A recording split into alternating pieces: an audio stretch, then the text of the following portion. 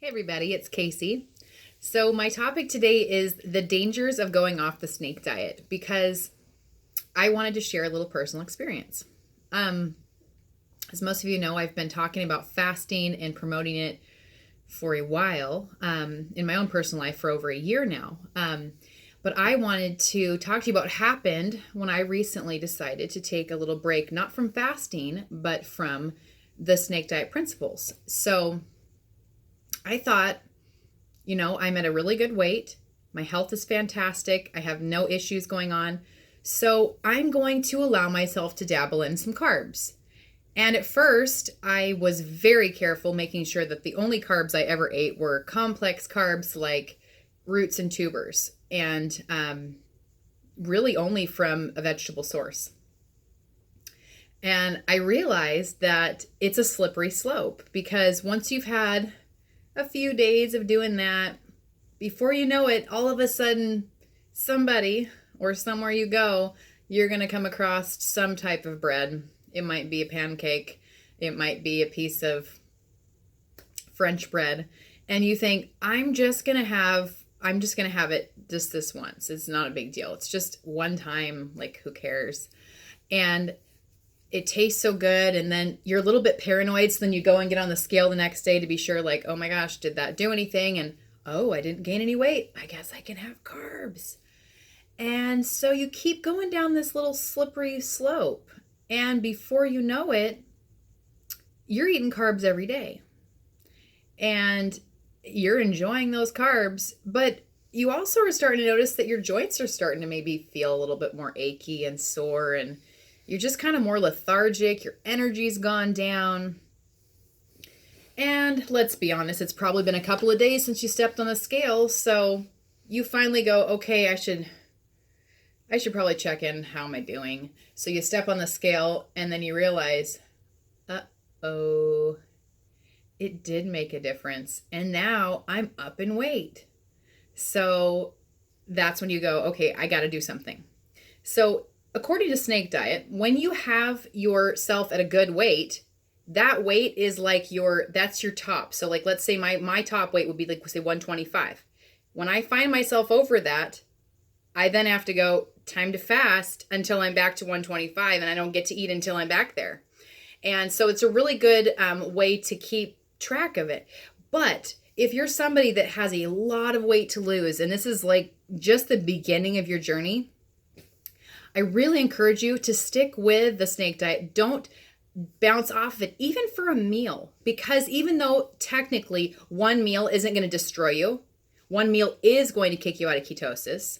One meal is going to like reinvigorate those freaking cravings that you're trying to break right now.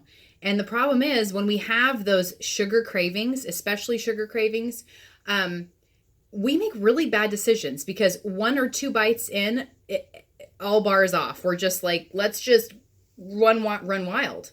So I really want you to not lose sight and not fall off the track and go, oh.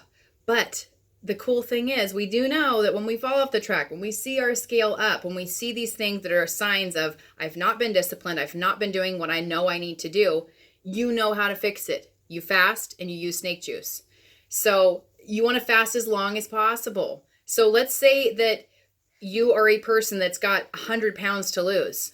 Your ideal goal would be to start your snake diet with just snake juice and getting at least 2 liters a day. And every day you're just going to be doing snake juice until you come to the day. Maybe it's day 2, maybe it's day 5. Heck, maybe you'll make it 10 days and you'll go, I got to eat. I need to eat something. So just start that way. When you get yourself to that point of going, I'm ready to eat, make sure that you eat a low carb ketogenic refeed. Otherwise, you're going to throw yourself out of ketosis for more than just a few hours.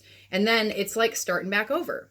So in my personal experience with this, like I said, I dabbled in carbs and it didn't affect me at all for a solid 3 weeks. I literally didn't see any effect on the scale.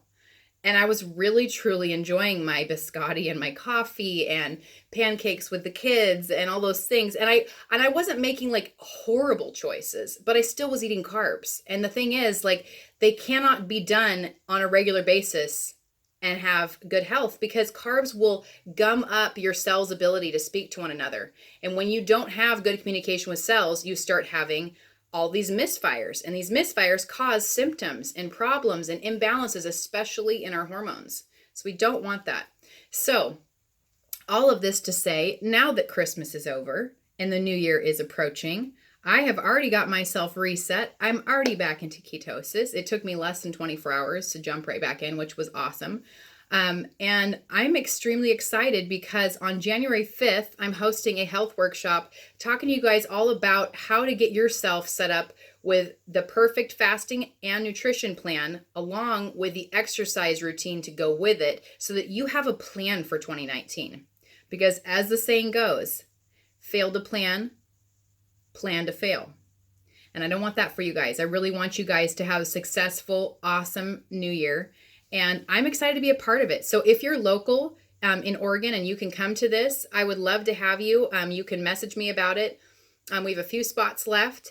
If you're not local, I will be hosting still a group fast through the Fasting with Friends group on Facebook. So find us on there and friend me, and I will be happy to add you.